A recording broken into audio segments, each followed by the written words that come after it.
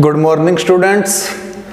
तो कल हमने जो टॉपिक छोड़ा था ब्यूना एन और ब्यूना एस पर, उसका निर्माण हमने शुरू करवाना था। आज जो शुरू होगा आपके, और हम आपके कमेंट लगातार पढ़ रहे हैं। आपको कोई भी दिक्कत, कोई भी समस्या हो, आप हमें कमेंट में बताएं।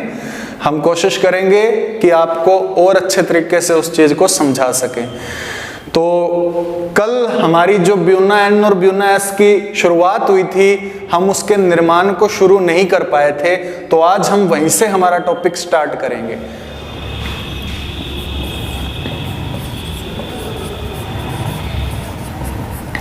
ब्यूना एन, ब्यूना एस, ये सहबहुलक हैं बच्चों, विषम बहुलक हैं। इसका मतलब इनके अंदर जो एकलक इकाइयां हैं वो दोनों क्या हैं? असमान हैं, विषम हैं, अलग अलग हैं। ठीक है, मैंने आपको कहा था कि ये रबड़ का प्रकार है, तो बिल्कुल ये रबड़ का ही प्रकार है। आपको कल मैंने बताया था एकलक इकाइयां 1,3 ब्यूटा डाइईन नाइट्राइल, और हम कौन सा नाइट्राइल पढ़ रहे हैं? Acrylo nitrile. कौन सा नाइट्राइल पढ़ रहे हैं? Acrylo nitrile. और ये हमारे पास एकलक इकाई थी स्टायरीन। ठीक है बच्चों, तो मैं आपको शुरू करवाता हूं ब्यूना एन।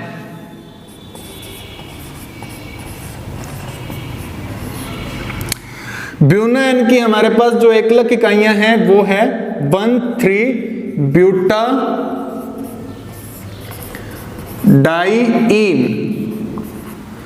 प्लस एक्रिलो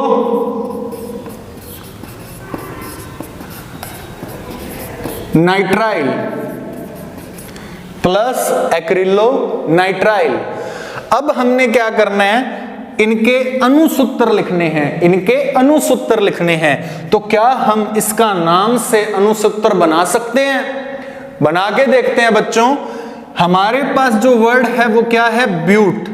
तो आप सबको पता है ब्यूट के लिए कितने कार्बन आते हैं? 4। 1 2 3 4। एक चीज क्लियर हो गई है। डाई का मतलब 2, इन का मतलब एल्कीन। 2 double bond. कितने डबल बॉन्ड? 2 double bond. कौन कौन से नंबर पर? 1 और 3 नंबर पर। चाहे यहां पर 1 नंबर गिन लो या यहां गिन लो, एक ही बात है। 1 नंबर पर और उसके बाद 3 नंबर पर हमने क्या लगा दिया? डबल बॉन्ड, और बाकी जगह सिंगल बॉन्ड। क्लियर है? अब हमने पूरी करनी है इसकी वैलेंसी संयोजकता। आप सबको पता है कार्बन 4 बॉन्ड बनाता है, कार्बन ने 2 बना रखे हैं, बाकी के 2 हमने पूरे करने हैं H से।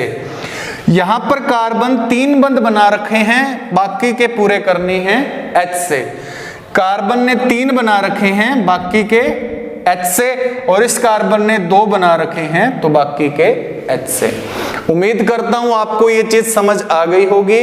अब मैं बनाता हूं एक्रिलो नाइट्राइल। बिल्कुल हमारी फर्स्ट क्लास आपने लगाई होगी, तो आपको ये चीज समझ आएगी। अगर आप यहीं से हमारी वीडियो देख रहे हैं तो कृपया करके फर्स्ट और सेकंड वीडियो देख लीजिए। धन्यवाद। एक्रिलो नाइट्राइल,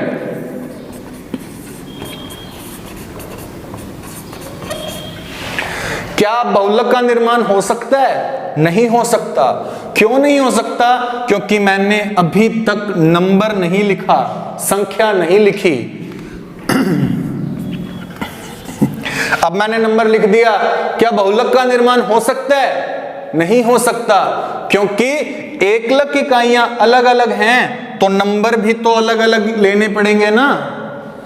इसका नंबर अलग होगा, इसका नंबर अलग होगा, तभी तो सहबहुलक या विषम बहुलक होगा ना।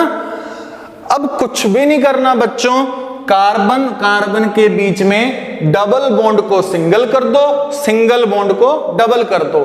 क्रिया विधि हमें नहीं करनी, हमारे नहीं है क्रिया विधि, सिर्फ आपको समझना है। ठीक है, तो देखिए डबल बॉन्ड को आपने कर देना है सिंगल, कर दिया। सिंगल बॉन्ड को कर देना है डबल, कर दिया, डबल बॉन्ड को सिंगल। देखिए कुछ भी नहीं किया, डबल बॉन्ड को सिंगल, सिंगल को डबल, कुछ भी नहीं किया। प्लस, और सॉरी प्लस नहीं लगाना, यहां पर क्या करना है, CH2 डबल बॉन्ड को सिंगल।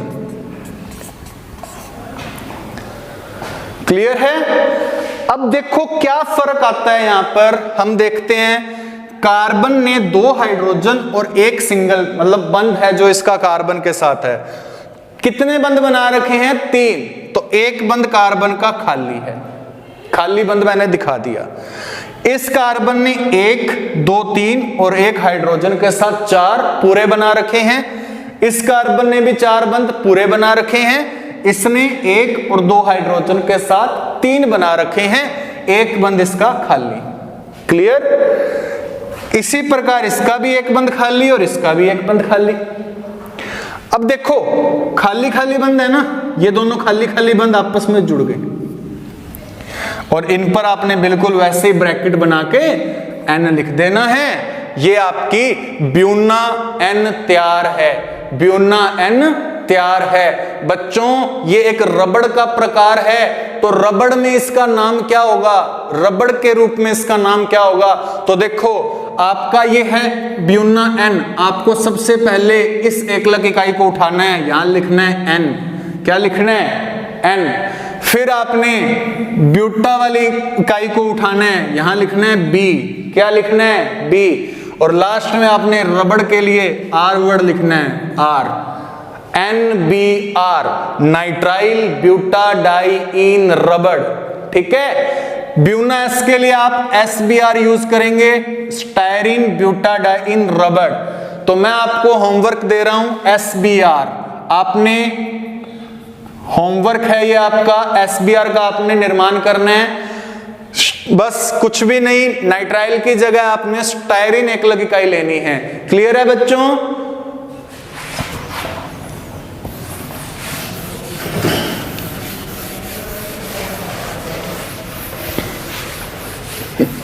तो वर्गीकरण के 2 पॉइंट कंप्लीट होते हैं हमारे, और अब शुरू होता है 3rd पॉइंट, जो कि है संरचना के आधार पर। बच्चों बहुत अच्छा पॉइंट है ये, संरचना के आधार पर। अब इसे भी आगे विभाजित किया गया है, देखिए कैसे। A रेखीय बहुलक, कौन से बहुलक, रेखीय बहुलक।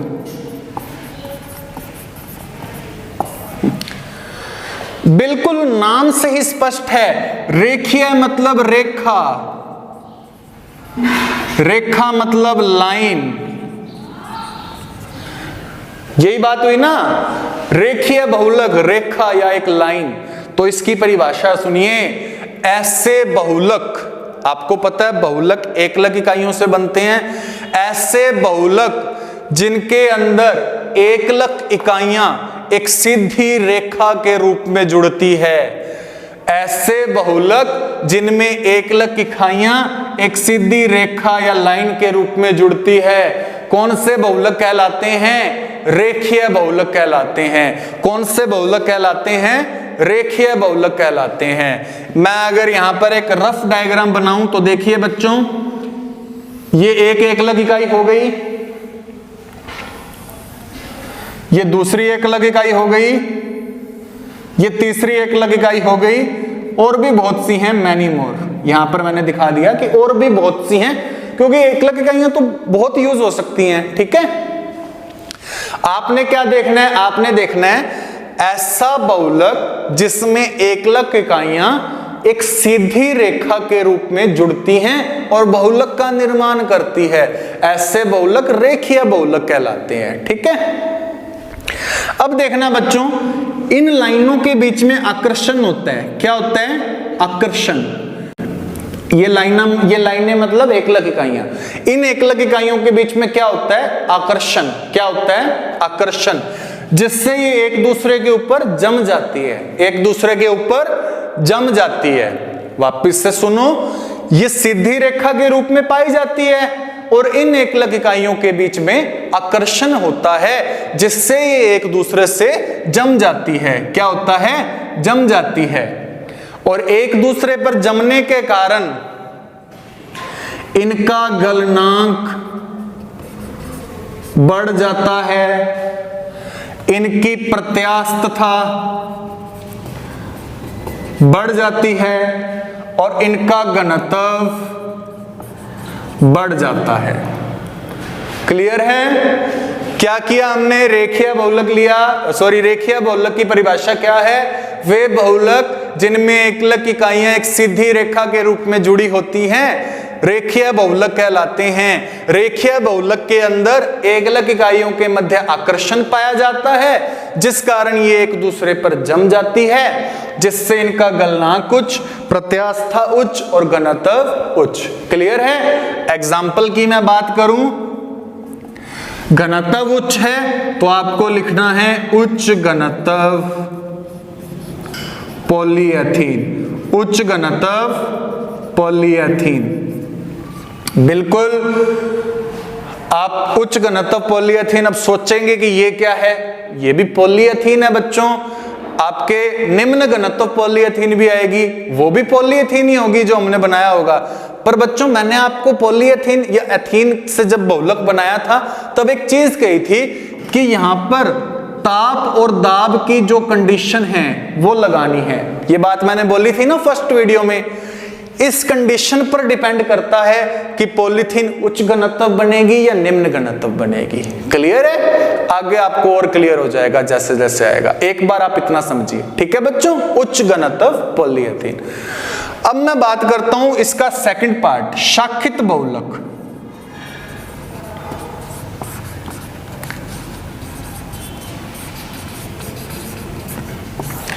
शाखित, शाखा आपने देखी होगी पेड़ों में कैसे निकली होती है। एक सीधा पेड़ होता है जिसके आजू बाजू से शाखाएं निकली होती है ना। बिल्कुल यहां भी वैसा ही लॉजिक है। देखिए क्या है, जैसे एक पेड़ सीधा होता है और उसके आसपास से शाखाएं निकलती हैं, वैसे ही बहुलक तो सीधा ही बनेगा, रेखीय ही बनेगा, लेकिन उसके आजू बाजू से आसपास से छोटी छोटी शाखाएं निकलेंगी। क्लियर है ना? देखिए ये मैंने बहुलक बनाया, ये मैंने बहुलक बनाया, एकलक, ये एकलक इकाइयां हैं और इन एकलक इकाइयों से आजू बाजू से क्या निकली हुई हैं? शाखाएं। तो जब ये बहुलक का निर्माण करेगी तब भी बहुलक निर्माण में भी इनके आजू बाजू से क्या निकलेंगी? शाखाएं। क्या निकलेंगी? शाखाएं। तो इसकी परिभाषा क्या हुई बच्चों? ऐसे बहुलक जिसमें एकलक इकाइयां जुड़कर एक सीधी रेखा का निर्माण करती है, एक सीधी श्रृंखला का निर्माण करती है और उस श्रृंखला से छोटी छोटी शाखाएं निकली रहती हैं, ऐसे बहुलक शाखित श्रृंखला बहुलक कहलाते हैं। शाखित श्रृंखला बहुलक कहलाते हैं। शाखित श्रृंखला बहुलक कहलाते हैं। क्लियर है? अब यहां पर मैं बात करूं तो इनमें आकर्षण तो पाया जाएगा बच्चों, लेकिन इन शाखाओं के कारण ये एकलक इकाइयां एक दूसरे पर जम नहीं सकेंगी। ये एकलक इकाइयां एक दूसरे पर जम नहीं सकेंगी, जिस कारण इनका गलनांक कम होगा, प्रत्यास्थता कम होगी, घनत्व कम होगा। क्लियर है? शाखित श्रृंखला बहुलक, ऐसे बहुलक जिनमें एकलक इकाइयां एक सीधी श्रृंखला के रूप में जुड़ती हैं और उन सीधी श्रृंखलाओं से छोटी छोटी शाखाएं बाहर निकली रहती है, ऐसे बहुलकों को शाखित श्रृंखला बहुलक कहते हैं। स्ट्रक्चर में आपने देखा कि आकर्षण तो पाया जाएगा, पर इन शाखाओं के कारण ये एक दूसरे पर जम नहीं सकेंगे, जिस कारण इनका गलनांक कम, प्रत्यास्थता कम, घनत्व कम। एग्जाम्पल, घनत्व क्या है? कम है, निम्न है, तो निम्न घनत्व पॉलीएथीन, निम्न घनत्व पॉलीएथीन। इंग्लिश में नाम देखिए बच्चों, इसको कहते हैं, ये HDP से आता है, HDP हायर डेंसिटी पॉलीएथीन, ठीक है। और ये आता है बच्चों LDP से, लोअर डेंसिटी पॉलीएथीन। क्लियर है? थर्ड पॉइंट इसका, इसी का संरचना का।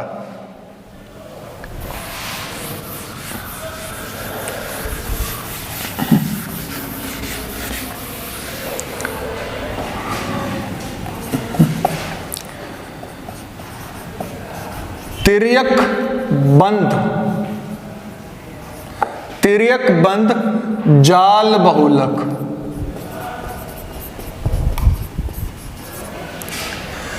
देखो इसके नाम से आपको पता लग रहा है कि इसमें एक जाल बनेगा।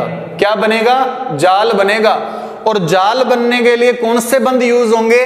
तिर्यक बंध, जिसे आप इंग्लिश में क्रॉस बॉन्ड्स बोल सकते हैं। कौन से बंध यूज होंगे? Cross bonds. क्लियर है ना? तो देखिए इसकी परिभाषा क्या है बच्चों। इसमें क्या होता है कि एकलक इकाइयां बहुलक का निर्माण तो करती हैं, एकलक इकाइयां बहुलक का निर्माण तो करती हैं, और वो बहुलक आपस में तिर्यक बंधों के द्वारा जुड़ जाते हैं। ये देखिए ऐसे तिर्यक बंधों के द्वारा जुड़ जाते हैं। ठीक है?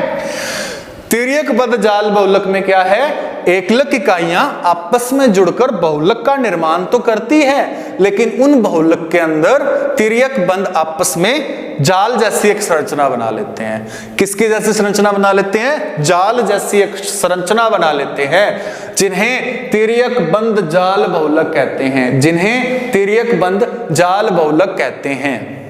देखिए बच्चों, आज आप एक बहुलक का नया नाम सुनने जा रहे हो, बेकेलाइट। ठीक है? ये आपका पूरा टॉपिक ही है, तो जब ये टॉपिक आएगा आपको उसके साथ ही क्लियर हो जाएगा। यहां पर आपको सिर्फ एग्जाम्पल याद रखना है। ठीक है बच्चों? तो आप इसका एग्जाम्पल याद रखेंगे, बेकेलाइट। क्या है?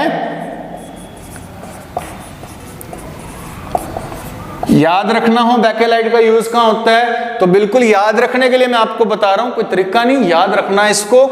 लाइट स्विच, हम स्विच ऑन करते हैं, हमें लाइट मिलती है। बेकेलाइट स्विच बनाने में काम आता है, बेकेलाइट स्विच बनाने में काम आता है। हमारे घरों में जो स्विच बने हुए हैं वो बेकेलाइट बहुलक के बने हुए हैं। किसके बने हुए हैं? बेकेलाइट बहुलक के बने हुए हैं। ठीक है? तिर्यक बंध जाल बहुलक ऐसे बहुलक जिनमें एकलक इकाइयां आपस में जुड़कर बहुलक का निर्माण तो करती हैं, और उन बहुलक श्रृंखलाओं के मध्य क्रॉस बंध आने से एक जाल जैसी संरचना बन जाती है। इंग्लिश में जाल को कहते हैं बच्चों नेटवर्क। तो क्रॉस बॉन्ड नेटवर्क पॉलीमर भी इसे कहा जाता है। क्लियर है ना? Example bakelite. थर्ड पॉइंट आपका कंप्लीट।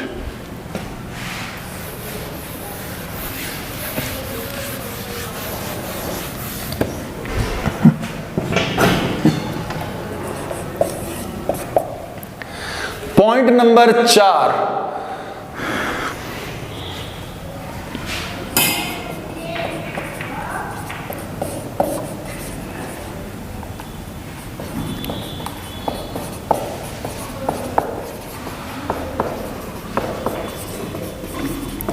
बच्चों पॉइंट नंबर 4 शुरू करने से पहले मैं आपका एक डाउट दूर करना चाहूंगा। पहले देखिए बच्चों, इसके अंदर 4 बहुलक होते हैं। इसके अंदर 4 बहुलक होते हैं। एक तो होता है प्रत्यास्थ बहुलक या प्रत्यास्थ लक बहुलक भी कहते हैं। ठीक है? एक होते हैं रेशे, एक होते हैं रेशे, एक होते हैं ताप सुनम्य बहुलक, ताप सुनम्य बहुलक, और एक होते हैं ताप दृढ़ बहुलक। देखो बच्चों, कई किताबों के अंदर इन चारों को इकट्ठा लिखा जाता है। क्लियर है? मैं आपको यह नहीं कहता कि बहुलक के 5 प्रकार ही हैं, 6 भी हो सकते हैं। 6 कैसे होते हैं? जब इन्हें बांट दिया जाता है। कई किताबों में इन्हें ताप के आधार पर बहुलक कहा जाता है, इन्हें ताप के आधार पर बहुलक कहा जाता है। देखो, आप चाहो तो आणविक बलों के आधार पर इसे लिख सकते हो, कईयों की किताबों में ऐसा होगा जो एनसीईआरटी का यूज कर रहे हैं, और कईयों की किताबों में जो अब का नया सिलेबस है उसमें इन्हें अलग बांटा गया है, ताप के आधार पर बहुलक। तो उस हिसाब से आपके 6 बहुलक बनते हैं, पर मैं आपको सिर्फ इसी में समझा रहा हूं। ये तो ये डाउट तो नहीं रहेगा आपको, जिस मर्जी में करो, ताप के आधार पर बहुलक में करना है तो इसको अलग कर दो, और फिर आपके आणविक संरचना में ये 2 रह जाएंगे, और करना है आणविक संरचना में तो ये 4 भी आ जाएंगे। क्लियर है ना? तो अगली हमारी जो इसी का सब पॉइंट है प्रत्यास्थलक बहुलक। क्या पॉइंट है? प्रत्यास्थलक बहुलक।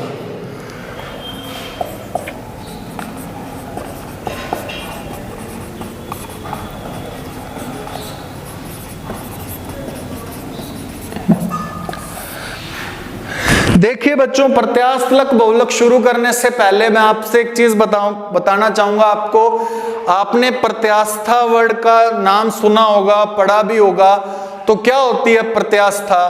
तो प्रत्यास्था क्या होती है बच्चों? ये एक रबड़ में एक ऐसा गुण पाया जाता है कि हम रबड़ को एक निश्चित सीमा तक खींचते हैं, एक रबड़ को हम निश्चित सीमा तक खींचते हैं, और उसे छोड़ देने पर वो वापस अपनी पहले जैसी पोजीशन में आ जाती है, पहले जैसी पोजीशन में आ जाती है।